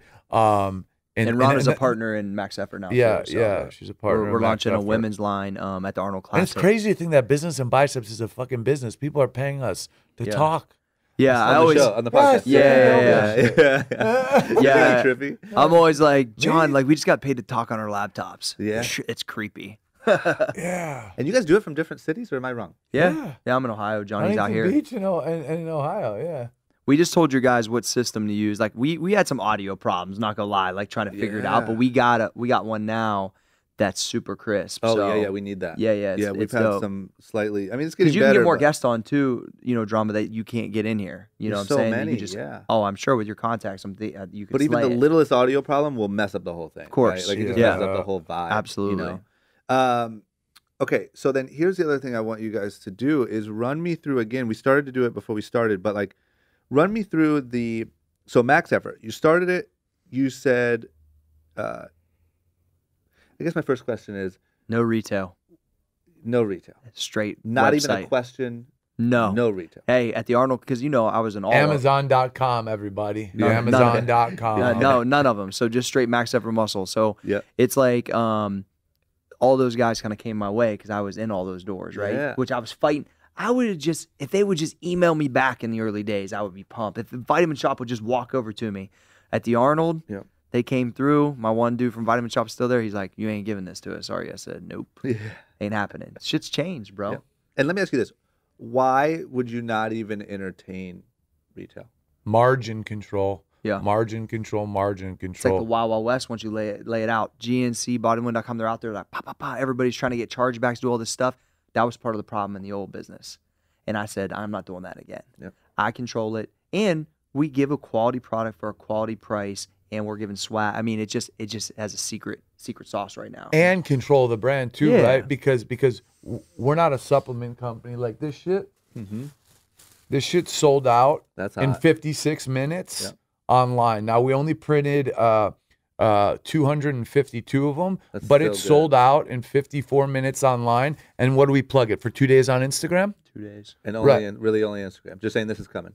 That's it. Yeah. We just took photos, plugged it. So we're not a supplement company. We're a brand, and we're going to be putting a lot more assets into developing apparel and shit like that. Yeah. And I think the problem is too many people are supplement companies. People want to represent, like, max effort is a cool term. Like, you can be max effort in the street. You can be max effort on basketball. You can max effort in everything. Max effort teacher. It doesn't matter. Literally, that's how we got Rhonda as a partner. She came in as an equity partner who wanted to work. She's like, your shit just looks cool, and I got to try to take that. Yeah. She That's just how wanted we to got be. her. She came to us. Yeah, it's cool. Reason. But Okay. yeah, what's changed though too, drama is like, I had to do traditional marketing before, and after building a base and doing the stuff that we do, like being able to release it just on our own. Mm-hmm. I mean, as you know, with the following that you have, like you can create the hype on it. You can let people know about it, and once again, I always led with value with my content. I'm like a content machine. So, people feel a certain different way about me when I've already helped them lose 20 pounds or told them how to eat and give them drive in the morning. Like, they're seeing me lead by example from a fitness standpoint. So, I just tried to be like a leader from that standpoint. And if I can make a difference, then when they got a chance to buy their next post-workout or their bar, give me a chance. Just hoping, and that's really what it is, man. Yeah, you're right. And what I would say too is this is exactly what you guys are saying. But like, for instance, the reason why we have scaled down our focus on retail and turned away a lot of retailers lately is right now it's just not worth it. It's not worth the infrastructure that you need and the mental space that you need for the dollars that you will take home at the end of the day. You got to sell double, bro. Yeah. And maybe one day, maybe they figure it out, right? Maybe every retailer cuts down in size to 10% of what they are today. Yeah. It becomes a very experiential thing, and retail still has a home Something's gonna in the have to United change. States. I mean, I think it will, right? Yeah. So maybe it works out a deal where there's a new retailer, or maybe the way that GNC reforms, or whatever happens, where there are retailers that are worth you guys dealing with in 5 years. Maybe not. I don't know. Isn't It's that not weird to looking say good. though? Because you played a retail game too. You like to Or- say, or like, maybe hey, it's we like- don't want to. Like They're look what? at Apple stores, right? Look at Yeah. brands who do their own retailing. Now, sure, Yeah. you need someone who understands spatial design, all that stuff, core branding, visuals. But it's like, I think Amazon disrupted and Walmart. Yeah. They fucked everyone. Yeah. They straight up fucked everyone. And they're not going to stop. Hell no, they're no. fucking us harder, bro. Jeff Bezos is on his way to space right now. He currently Okay, is. that's where that And he's motherfucker ripped. is right now. And he's And he's fucking ripped. ripped. He's Yeah. on a lot of growth Yeah, hormone. he's He's the killing richest it, bro. motherfucker in the world. The stock's at $13.50 today. Yeah, Okay, he's I own killing a it. couple shares. Yeah, he's killing it, dude. He's Yeah, not but stopping. but- he doesn't look like a guy No, who's dude. stopping. He looks like a Martian. Yeah. Dude, and he is. He is. Yeah. But But I he's like smarter than me. I like the challenge though to say, well, the Dollar Shave Clubs of the world, look what they did. Yep. and that's where it's going, and the unique marketing and be yourself. And, we do a lot of intern skits and make fun of stuff and just have fun, man. Yep. You can't take yourself too seriously No, now, you especially in this can't. internet. Because you can't age. lie anymore. You know what I say? Like, you Yeah. can't lie anymore. Exactly. I used to be able to lie. I mean, Yeah. I'm What's your lie? well. Here's the thing. Here's the thing. I pretty much have been really when Young and Reckless started working. I was already in the social media age, so I Sure. can't really say but I've tried. But brands have been able to lie forever. Like Forever. and meaning like you get some fancy celebrity to wear your stuff, and Mhm. people around the world think that celebrity uses your product every day. They have Sure. no other way to tell. Right? Yep. Like I could pay 10 years ago. I could pay Kanye West to wear my shirt, and kids think, well, I have no other way of seeing what Kanye West is wearing, so he must be wearing Young and Reckless every There it day. is. Now, Yeah. all they do is log on to Instagram. They see what Kanye West is wearing today, or Yeah. any blog, or anything. You can't lie anymore. And the same way you can't have this fake company culture anymore Yep. either, because they're not Right. okay with that either. It's got to be real. Yeah, so if you have this like fake facade that you've built that you put out ads and spend money against, that shows. They want to follow your story and Yep. see that you two, I mean by story I mean your Instagram story, literally see Yeah. what you're doing every minute, see that you two are actually friends, that you actually blah blah blah, that whatever, and like that's the new winning formula. You can't lie anymore. Oh man. Right. You know? And the best compliment we can ever get is, man, how do we work there? Yeah. Like I that love looks like that. a fucking blast. I will say I try to fish for that a little. I try to Yeah, put out man. videos and stuff that like to be like, look how Yeah. much fun we're having. How do I get in the fantasy factory? Yeah. Right? Like, I mean, you Yeah. guys. That I Oh, mean, that that's was like yeah. I the mean, world's most unbelievable, biggest right? dream, You know what I'm saying? Like, Yeah. so every male everybody's been trying to dream. recreate that since you guys, by the way. Me too. Yeah. Yeah. I mean, it's one of those things like, I come into the office and I'm like, all right, today we got a pre-workout deal. So let's do pre-workout pong, or Yep. let's do this. Let's make fun of it. Like, to me, these young dudes, they're interns, they're packing sacks literally, or, Yep. they're doing social media. Like, we get on the whiteboard and we're just having fun. Yeah. Is most of that? That's do you it. put most of that? Where do you put most of the video content out at? IG and IG. and our website, yeah. Got it. Yeah, but the IG at Max Effort Muscle. Yeah, Check it please. out. Yeah, plug the shit out of that. And then tell me this too, because it was really interesting, and you kind of told me before we started, but I want to tell this to the audience. So what you did is you said we're going direct to consumer, Yep. no retail. Let's tell everyone to fuck off. We're Basically. going to put everything in these sacks. We're going to make some sack jokes. Yeah. and Lots then of sack jokes. Lots of sack jokes. And then you said like all the items are the same price. Explain that to me. Yeah, so it was one of the things that I thought would make it way easier to keep track of, and especially for returns and all that, was every SKU that I built out from a supplement standpoint would have the same retail price. So it's a tiered system. Well, there's no tier. Everything's $34.99. Everything. Everything we make. So if let's put it this way, let's say a creatine item wouldn't reach that, I would put more servings in it to make sure it does. Yeah. Or everything's at least a 30-day supply, or a cycle of 3 weeks on and 1 week off. Like, it's all set up because I'm a practitioner, right? Yep. And so I'm building it all around a month's supply. You build a stack. Build a stack is what it is each month, and that for some reason you bought an extra fat burner and you need to return it, which never happens. Well, I can swap you out because everything's the same price. It don't even matter. Yes. So it really made everything easy. And when I can say you can pick any 3 products, you want the Max Crispy treats, you want a post workout, where next month you might need 3 different products. Yeah. It's still $100 with a It's free T-shirt. customizable, Yeah, and you get So free. it's your swag choice. So a lot of always. people in the industry had, I sold a lot of product on bodybuilding.com back in the day, and tons of content there. And it was like, you could have a stack, but they made you buy a certain flavor. They made you buy so many. And I was like, well, I want to buy what I want to buy, but I still want to pay the same price. Yeah. And I'll tell you what, it's the culture, bro. And our average buy price is pretty serious. Yeah, and one thing I want to say about People are Burt, just stacking. Sorry. Everything. Don't forget that. Yeah. Because people are just stacking and stacking and stacking. That's why, like, you're getting like $500, $300 orders. Because people Well, are just stacking. 100 or 160 is the base. yeah, we have an XL stack, which is 2 more products. So if they're all 35, we decided to say, okay, Small discount. If you want to make your average buy 160, we'll drop an extra $10 off it. So our average sale, according to sources, is about 2.5 times what the average supplement sale is, because we incentivize them with representing. We call it that. That's like our jersey, right? Like, you're part of our club, and we feature our customers on our Instagram. Yeah. Like, it's not just like, oh, we're ripped dudes, look at us, you can't be like us. It's like, no, that dude is overweight, he's still overweight, but man, he's making progress. Like, Yeah. You know, and people are like, oh, cool, you know. Yeah. But that I honestly think that that business setup has been so seamless. Yeah. And I continue to build those SKUs in that manner. And then like John's been really working on the premium apparel that we've been dropping, like we talked about with that zip up you got, which is super hot. And it's like, so now we're kind of finding our wheelhouse in multiple different areas, you know? What were you saying, Johnny, the one before I cut you off? Yeah, just about the burlap. So like the burlap was, I don't think it was a straight like, oh, how can we make this go viral or something. It was like, okay, our character was created. He looks like a 1920s immigrant from Ellis Island. Yep. How is product delivered Like an old circus strongman. in that era? So me and Cory start looking shit up. It's tins. It's It felt almost like the old coal shoes. miner days. Exactly. You know, It's the like a- 1920s. Homage to like your grandfather. You got it. Yeah. Stuff would get delivered to your door in 1920 like that. So we're like, okay, now how the fuck are we gonna find someone to screen print on it? Yeah. Yeah. It was a that good on the challenge, podcast? man. Was that on the Yeah, podcast? yeah. It was a challenge, man. Yeah, and he keeps trying to raise his prices because I watch him do it, and it is hard. It's but, not easy. and it's a serious cost to us. But that's the beauty. This is what people got to understand. That's the beauty of direct consumer marketing because you're not giving your money away to the GNCs of the world, so you could spend more of it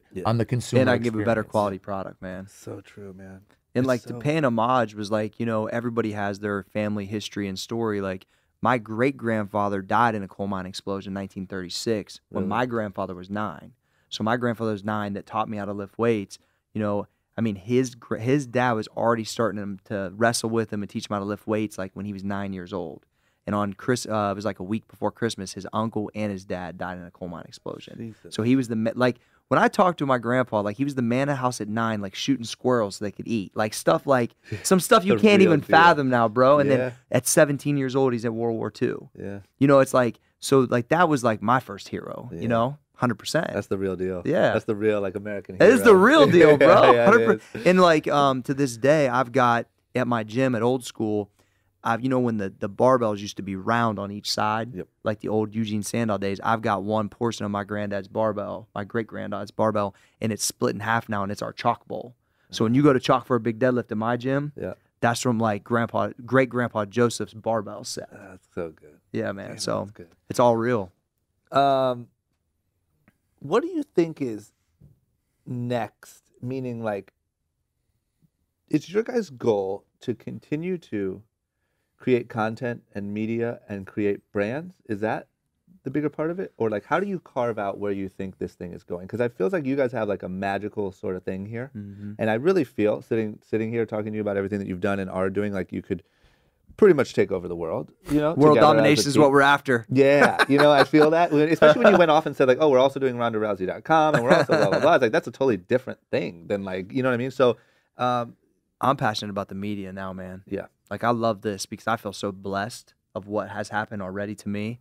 Like I have to pass it on. Yeah. So like I get like, dude, I was pumped to come here today Yeah. because I guarantee there's people, like a lot of people that are on your channels that don't know us. Yeah. But I want them to Yeah. because I feel like I can make one light bulb come on. Johnny can make one light bulb come on, and it could change everything for him. Yeah. I mean, so it's like just getting the opportunity to tell the story and they can feel the passion through the mic.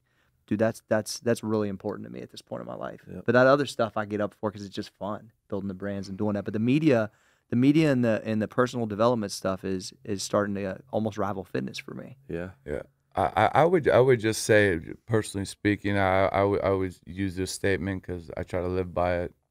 You got to be at peace with the unknown. So for me, I don't give a fuck about making money. That's not what motivates what we do. So I don't know. The answer to your question is I don't know. Yeah. But I do know I'm gonna continue to challenge myself. Yeah. I love that answer too, because I think that, you know, I don't know, I'm big on sort of setting goals, and obviously you have plenty of goals, but I'm big on setting goals and clarity and all that stuff. But I also think such a big piece of the equation, whether you like it or not, is I don't know. You know, you can also say that you know and say that you have it all figured out, but you don't know how things are going to go. And I think Hell that, like, no. Nobody has it all figured out. yeah. No. Yeah, that's cool. But and also it seems like the type of person you are, like, as soon as you start winning, you'll be like, all right, what's next? Right. You know what I mean? You don't know anyway. You'll be like, If oh, money shit, what isn't else your can I driver, conquer? exactly. If Yeah. money isn't your driver, you have the freedom to just hey, if I lose, I don't give a fuck. What am I worried about? Someone judging me? Come on, dude. I always You said, know? man, when I quit chasing dollars and started developing people, everything changed for me. Yeah. Like when I was like leading with how can I help this person feel more confident? Because mine's all based in fitness early. So it's like everything was about helping that person try to get results or their mindset. And it was like, once I started not worrying about the $20 attached to it, dude, it just opened up like a sea for me. Because I was like, just make impact, just make impact, just make impact, and it just over a decade plus of doing that. You know, I remember this is actually a pretty cool story. I met Danny from Tap Out, kind of back to those guys like early in the UFC days. Yeah. And he just gave me some really good advice. And he was like, you know, are you on Twitter or anything? And this is like 2009, I think, or 10. I'm like, nah. He's like, man, you got to be such a part of the brand that you're, you know, not only the face, but you're helping create like impact and giving out. It basically just gave me, and I went home that night and signed up for Twitter. Yeah. And so answered, like Twitter flew to my office to ask one time what my strategy was because I didn't spend any money with them. And I have like 600 some thousand followers, whatever, on Twitter. And I was like, guess what? I got the strategy. Are you ready? If they tweet me, I tweet them back. Bam. Boom! And they were like, if they would just listen, if everybody would just listen. And I just try to take that small town mentality even when we got bigger. And I've kept that. I answer every snap, every direct message, every day still. With 600,000 followers. That's like that mentality of like building the business before, you know, when you have to go door to door and like, Right, hey guys, I have this new That's gym today. down the street. And it's tiring at times, don't get me wrong. Yeah. But I mean, I just saw a huge carryover from it, man. How do you schedule it? Do you like a lot time? Is there like a time set When up I'm not for it? on the phone with John, that's pretty much what I'm doing. Yeah, if yeah. I'm not at like baseball practice or something. Yeah. And even I'm trying to slip some of it in then, you know what I mean? Yeah. Trying to balance being a dad with all this stuff is tough sometimes. I would come back for a sec though. Right? Just like you were talking about why it's so valuable because kids are looking for this. Yep. What do you focus on next?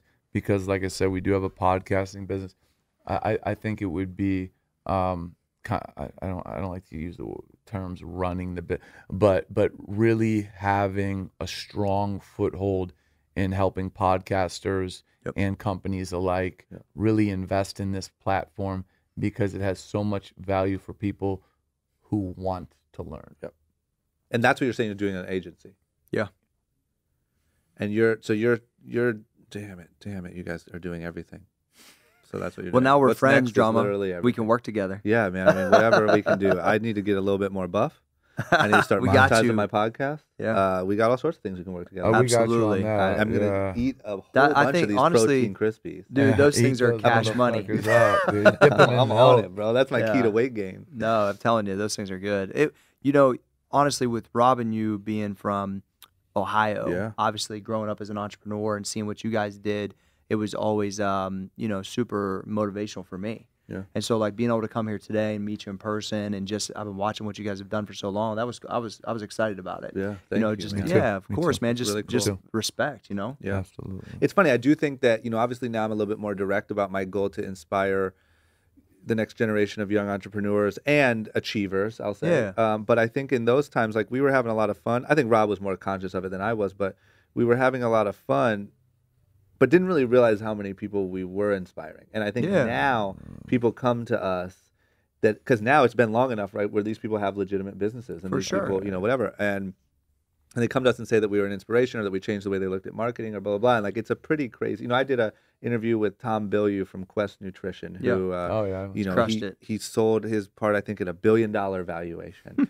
He said that they would sit in meetings and he would say, we need to be more like Rob and Drama, and we need to do what Drama's doing with Young and Reckless. And that's $1 billion nutrition company, Yeah, right? yeah. And I'm like, man, it's just crazy how that does work. So the point is, number one, now I want to do that with some intent. And I think that's Yeah. also what you guys are doing that's so special. But that's just the greatest like contribution you can make, I think, is to Of inspire course. people to actually go do it. And, you know, yeah. and I think it's easy to sit in like our comments and you can see a lot of people maybe being resentful or maybe being this or that. And you're like, I'm not inspiring anyone. Like there's days when I sit and I look at like feedback and I'm like, nobody gives a shit about anything I'm doing, right? You know, but it's not until the bigger picture plays out and For you sure. see it and you're like, oh, this is something. It's you the know? consistency you've been doing it for so long, whether it's a podcast, whether it's the shows, like it's the body of work, man. Over Yeah. 10 years, Yeah. you just reach so many people, dude. Yeah. And if you go against the grain and you talk about college, honestly, we're just speaking for myself. I know we share some sentiments. Like,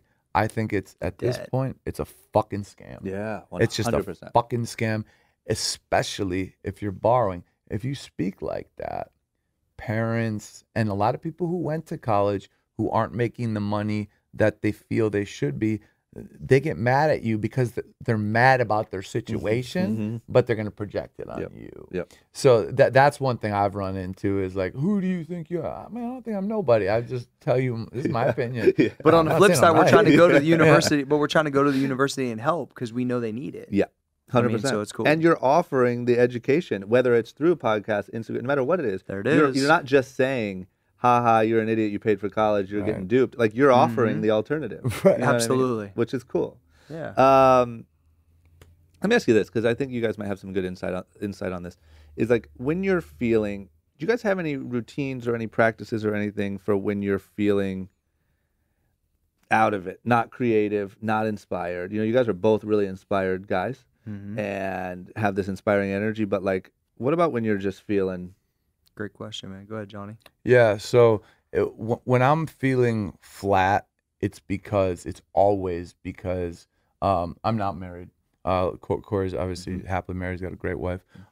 It's because I'm working from when I wake up till the end, and I have this sense of guilt when I'm not, because it's like I could be productive. I could be productive, and that's why, you know, women in my life I've pushed away. You know, I actually have a great girlfriend now who understands me, but when I'm not productive, I need to force myself into taking a fucking break, putting the cell phone in a drawer and getting outside and just spending even an hour or two in the pool or something, because I beat myself up, and I understand why. It's because I've had to provide for my mother, and I felt that pressure since I was a little kid. Yeah. I know why, but it still doesn't change the fact that it happens.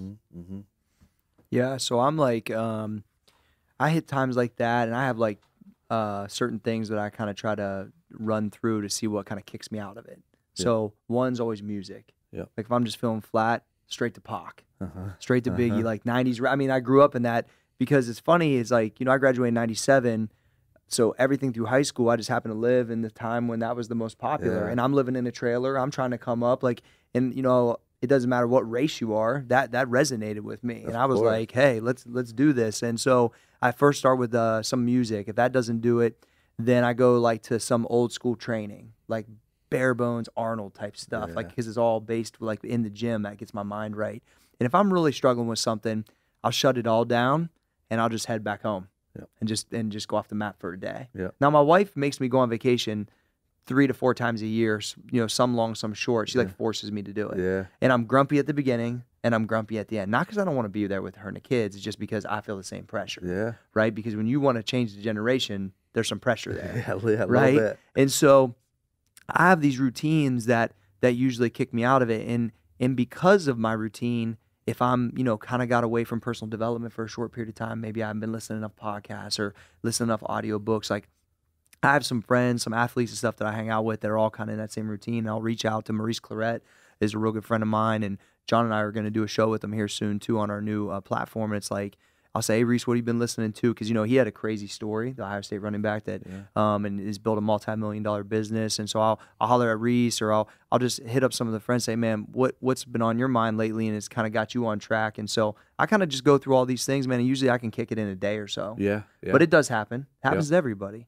The one thing I'll add to it is I think it's crucial for guys like yourself who've built something great and people who work so hard. I think it's fucking mandatory that you have a hobby and not a hobby like, oh, I take the guys out from work to fucking happy hour. Right. Like a hobby like I love to collect art, and I'll sit on eBay and like I'll fucking buy art. My whole home is just art all over the wall, and that gives me a sense of like something else outside of work, because so much of my life is work. So I think it's very important to have something else that's not connected to business that even could remind you of your childhood. Yeah. Dude, I mean, because we're all just grown up kids. Yeah. It's so true. I think that's another thing that is almost ties into the similar feeling of like when your ego's really big and asking for help. It's almost like when you're one of these like workaholic type people like we are, it doesn't matter how sort of down or uninspired you feel, you're going to try to work through it. They're going to just work through it. And the last thing you want to do is take a day off. Yeah. But that's what you have to do, you know? And like, I think everyone has their own cure. And I'm not saying it's as easy as that. Like, hey, just go for a hike and you'll be all good. But I do agree with you on the hobby and on, you know, if you can't beat it, you just go home for the day. And if you can't, you know, and one of my friends was actually saying like, you know what, I would say to you this week, I had a week where I was feeling like I was just doing a routine too much, meaning I love routines, but meaning I was coming into the office and just kind of going through the motions, right? I wasn't creating anything new. I was acting like an employee, and I can't do that. Right. And so he said, you know what I would challenge you to do is don't go into the office until you feel inspired. So whatever it takes, if that means going to a Ferrari dealership and just looking Like that. or if that means going for a jog, or if that means whatever that means for you, but find what that is and then don't go in until you feel inspired, because you're just going to sit there and it's going to make it worse. You know, I think, but that's it feels like the last thing you should be doing when you have that feeling, you know? I have a hard time Fighting your scheduling ego. content that way sometimes, where like if I'm supposed to do this or write this training program or do whatever, it has to just kind of hit me. Because I always say like, I can't sing and I can't draw, but I still feel extremely creative. Yeah. Just in a different way. Yeah. But but the same thing is like some days it flows, some days it doesn't, and I just have used those kind of few things. And you know, because where my family's from, there's actually not even a cell tower by where my grandparents live, so my phone doesn't even actually work. Yeah. So if I go to see my good grandpa, see my grandpa, and he's telling me World War II stories, and we're talking about training and all this stuff. Like, dude, I don't even know what time it is, what's going on, and sometimes I need that. Yeah. That's true. Another one for both of you. Do you have a favorite failure in your life? Usually, what classifies it, or what will help me find it, is it's usually you got a good one? Yeah. Okay. Johnny's got an amazing It's one. usually Johnny's already got one, but it's usually that thing that at the time you thought was the end of the world, that big deal, and now you look at it like, man, that was the thing. Johnny? Yeah. So this isn't something like, oh, I staked my name down or I invested a lot of money in, but I was convinced, right? Because I'll openly say, like, I believe in the paranormal, right? Yeah. I do. Like on what? Like you believe in like ghosts? Yes. And great. Absolutely, I like that. bro. I fucking like Absolutely. I think I've seen one or two. Yeah, Anyways, Johnny. so basically, I'm like, man, I'm every night I see a new paranormal show on TV. Like, this must be a booming industry. I'm like, man, I think I could do something here, because what happens if my house gets haunted tonight, right? If my shit gets haunted tonight, who the fuck do I call? Yeah. I can't call the Ghostbusters. Hang on a minute. GoDaddy. I go on GoDaddy. ParanormalConnection.com is available. Boom, I buy it. And I'm like, dude, I can connect motherfuckers who get haunted and local ghost hunters. Slam dunk. And I send it. I love it. Epic, right? What a good answer, man. As soon as you asked that question, I was What a like, good yes. answer. I sent it to my web developers, and he's like, okay. He's like, it's like, you going to prepay? Yeah. So good. So, yeah, there you go. So good. So that one didn't work out. I didn't follow through because I realized I just should probably keep watching the shows and fucking. Do you stay still out. own the domain, or? I did not renew it. Okay. I love it. Corey, I you love have it. one? You know, everything pretty much that I've done, nothing is. There's obviously one business that kind of really did a top end, pretty big number, but everything was just kind of slow and steady. I had some things along the way that I would kind of try based around personal training that didn't work, or hosting different events, but nothing was like crazy demoralizing. Yeah. To be honest with you, Yeah. I got to tell you that. Muscle Pharm didn't end up the way I wanted it to. Yeah. So I don't want to say it was a total loss, Yeah. but it wasn't a total win either. Mhm. And so you think of things that are this big and done this much, and it's like it had a lot of holes. There was a lot of problems with it, and it needed a lot of help. And so if I look at it, it's like, did I win because I learned a lot? Of course. Was I able to build a social media following and get my name in front of a lot of people? I was, which set me up, I think, down the road, right? Yep. But overall, I wasn't really happy with how it actually ended up because I think it could have done much better if it was ran a little differently. Yep. And so it got so big and there's so many executives and so much going on. It was kind of chaos, man. So to me, it's like, I kind of look at it like a loss, to be honest with you. Yep. But it wasn't. Maybe like the financial number I made out of it, I think I should have probably made more if it would have been ran a little bit better. Yeah. But I think like the teaching of that was so epic. Yeah. That everything I do, and alongside Johnny as a partner, especially now, like I always say, like, you know, they talk about these NFL quarterbacks like Brady that they read the defense and it's in slow motion. I'm not saying we got it all figured out, but it feels more like that this time. So what you're saying is you're the Tom Brady of entrepreneurship. Yeah, kind of. You heard it here first. You heard it here first. I'm winning Super Bowls. No, but it's like one of those things. Like I heard him talk about that, and I thought, as we're building this supplement company, that's what it feels like. Yes, absolutely. It feels like I'm not rushing anything out the door. John and I have a great working relationship, so we go over a lot. We don't always agree on stuff, but you know, John's epic answer is always like, "Well, show me the numbers, G. Show me the numbers." You know, like if I believe the numbers, then it's not about whether I'm right or you're right. What's the numbers say? You know what I'm saying? Like, so it's one of those things that. I took a lot from that, but overall, I think there were some losses there that, but other than that, I don't really have anything that's totally crazy. But that to me wasn't, you know, a full-blown win all the way. Yeah, that's good. That's just good. the truth. Well, Paranormal Connection is still available Yeah, I on mean, GoDaddy. Well, if you have some loose change, Paranormal Invest in John's Connection. business. Okay, here's my big one that I always end on is, you guys have been through it all. Different stories that combined to now create this next news story that I'm sure is going to be fucking massive. Thanks, man. You're inspiring millions of people. My question is, if you could go back to the younger version of yourselves, we'll say, Cory, you know, you working in the coal mine. Johnny, I'd say some of those tough days, you know, maybe in even middle school, you know, where you're just like, man, this shit sucks. But I love how you said it was lonely, but you didn't know it, right? So you feel the same, but you don't feel it. My getting to the point. My question is, if you could just have 2 seconds with that younger version of yourself and say something to kind of take the edge off or make it maybe avoid a lot of pointless worry or pain, what would you tell the young versions of yourself? Yeah, that one for me is simple because of the things I saw when I went through puberty and literally became a man.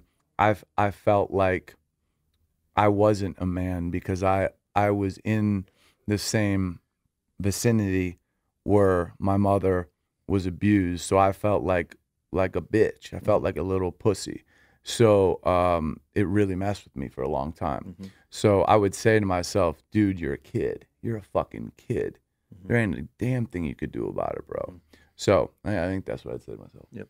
Yeah, if I turn it back, man, I think that it was all just like most businesses that you're kind of forging ahead by yourself, or I didn't know if it would work, or if it was even possible. And I think I would just, you know, kind of reiterate to myself that you got to keep dreaming like this, and that the 90 hours of underground coal mining are worth it a week, and that, you know, you are going to be able to have a chance to do all these things. I mean, it far surpassed what I could even grasp, dude. I always said, like I said it at my speech when I talked to my high school, I said, if God would have came down and told me, you're going to do all of these things, work with Arnold, get a chance to live your dream, now spread, like, dude, at that point in time, I don't know if I would have believed him. Of course I would have. God actually came down. But, I mean, that's the truth, though, because it seemed, just from how I grew up and where I was at and the stuff I was spitting, just seemed way out there, man. Yeah. But that's part of what makes it good if it works. Yeah. You know? So I always talk about, people ask me that question a bunch, and I said, I just would have reiterated that, hey, it's the long game, man. Yeah. And you know what I always feel too? Because I always say that did I cut you off? No, you're good. Okay. Damn it. I feel like you were about to have a powerful I was spitting answer. something. No, it's good. You're good. What I always tell people too is, because my thing was my dream was to move out here, live in a studio apartment, and work at a skate shop.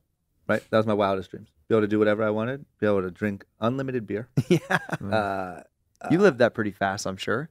What do you say? You got to live that out pretty fast. Yeah, it took about 6 months. Yeah. So we got that, and we checked it off the list. But what I always say that's funny, and it's funny with all the people that I have on this podcast, is it's almost like, I don't know how to put this into words yet. I haven't packaged it into Instagram inspiration format. Sure. But it's like, you can achieve your wildest dreams. Yeah. And not only that, but when you get there, you're going to ask what's next. Yeah. Totally. You know what I'm saying? I don't know the right way to put that, but like, think about now that you did live your wildest dreams. Both of you did. And both of you were bored of it. Yeah. You know what I'm saying? And thinking about going back That to sounds it now crazy to think seems about, crazy. though. Yeah. That's Think about you could go back to beyond your wildest dreams and it would be boring. Right. Like, that's a trippy feeling, right? I think that circles you back to people, man, because at the end of the day, those are things that we achieve and things that we do. What you cannot replace is the people around you that support you and love you, and that's what I overlooked. But they'll never go away. They're constants. So these things that we do and we achieve, whether we're millionaires, but it doesn't fucking matter that who you share it with, I believe, matters. Yeah, that is a trippy thought, though. I mean, well, that's an ending if I've ever heard one. for sure, bro. Okay, this is the part where you guys get to literally just say, I mean, where do people go? What's the site? How do I get some of this hot content? Where do I subscribe to the podcast? Tell us it all. Subscribe to Business and Biceps on iTunes. We climb in the charts. As of right now, I think we're number 12 on business. Damn. So it's pretty dope. Damn, you guys are crushing me. What am I? I'm like fucking 30. Hey, you remember that business we was talking about, drama? Jesus. You got to. No, no, but there's that maxeffortmuscle.com is the website, at maxeffortmuscle on IG. John doesn't get on social media, but you got to follow him anyway at John Fosco. Yep. No, I want people to listen to the podcast. If they have any interest in what I have to say, come listen to the podcast, because listen. real. I don't open up to anybody. I'll open up to try to help. My Instagram, I'll post a picture a month. I don't give a fuck. Yeah. I'm at Cory. I'm at Cory Yeah. G Fitness on all channels. So Done, man. I really appreciate drama, this. you better follow me. I will fucking Motherfucker. follow everything you guys do, and I'm ordering a sack. Goddammit. Thank you, man. You guys fucking crushed it. I'm really glad we made this happen. Yeah, man. Thank you. We gotta I get you do on our yours. show, I will man. anytime. Come on. Literally anytime. Cool. Yeah, Cool. And thank you. Thank Appreciate you. it. Done deal. Thank you, man. My man. All right. Thank you, guys. All right, there it was. I hope you enjoyed it. Like I said, I didn't know much about these guys coming into the podcast, but they seem like great guys. I like sitting down and talking to podcasters, especially entrepreneurs, people that I can learn from. And these guys crushed it. I enjoyed it. So make sure you go check out their podcast, check them out on social media, check out their websites, check out everything that they do. These are really good guys. Also, go to youngandreckless.com, use the promo code SSL for 40% off all full-priced items. Please do me a favor. If you like the show, go to iTunes, go to the podcast app on your phone, leave me some positive feedback, leave me 5 stars, let me know what you think about the show. Hit me up on Instagram, @drama. That's it. Go to YouTube, youtube.com/drama. I'll be back next week.